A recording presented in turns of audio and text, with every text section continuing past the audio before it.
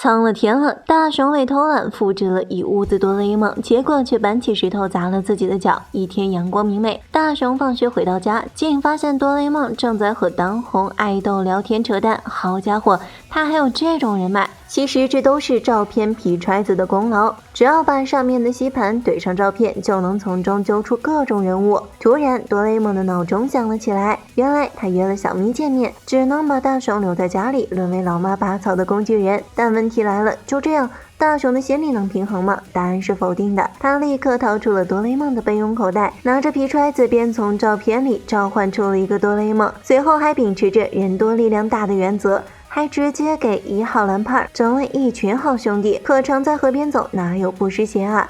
并不是所有的蓝胖子都愿意帮大雄拔草，他们还就该不该帮大雄这个问题直接开了波团战。后来哆啦 A 梦回来了，猝不及防的皮揣子被人压断了，而眼瞅着老妈要来查房，那一大群蓝胖顿时就各谋出路躲了起来。但就是那么巧，一听到老妈说拔完草后有铜锣烧吃，他们又立刻跑了出来，还一溜烟的跑去院子拔起了杂草。拔完草后，他们又冲向那寥寥无几的铜锣烧，直接就为谁该吃谁不该吃打的那叫一个不可开交。这一刹那，大雄3人目瞪口呆。但更糟糕的是，皮揣子是个热门新品，未来百货已经卖脱了，没货了。也就是说，这群蓝胖至少还得在大雄家待2天。次日，大雄被一群哆啦 A 梦叫醒了，而看了眼时间，得嘞，又该迟到了。大雄紧急呼叫救援，而蓝胖子们则分成了竹蜻蜓、任意门和别帮忙这3个派系，根本帮不上一点忙。后来哆啦 A 梦突然想起来，今天是铜锣烧特卖日，但话音刚落呢，那一大群蓝胖就浩浩荡荡地冲向了点心店，弄到最后除了本尊，大家还愣是人手一袋铜锣烧。空地上蓝胖们排排坐，而就在他们吃着铜锣烧的时候，被胖虎小夫追杀的大雄赶来了。本尊下意识就想掏出道具帮助大雄，但这个时候祸事再起，大家又为该不该帮大雄、怎么帮大雄吵作了一团。大雄看不下去了，立刻就请胖虎帮忙拉架，可双拳难敌众手，胖虎直接就被 KO 了。晚上老爸回家了，那群蓝胖给他表演了一个千手观音，惊得他那是一愣一愣的。至于吃完饭的时候就更夸张了，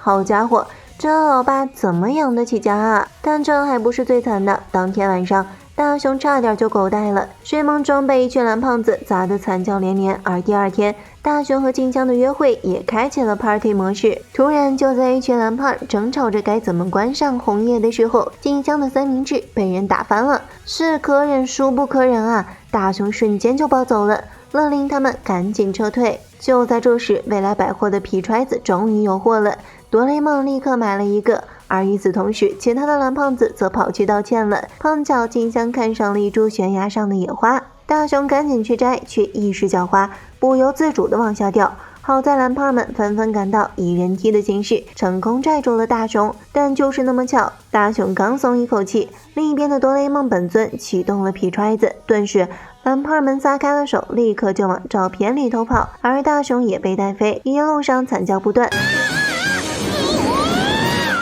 最后他狠狠摔在地上，也没有什么别的好说，只能顶着眼花喃喃自语。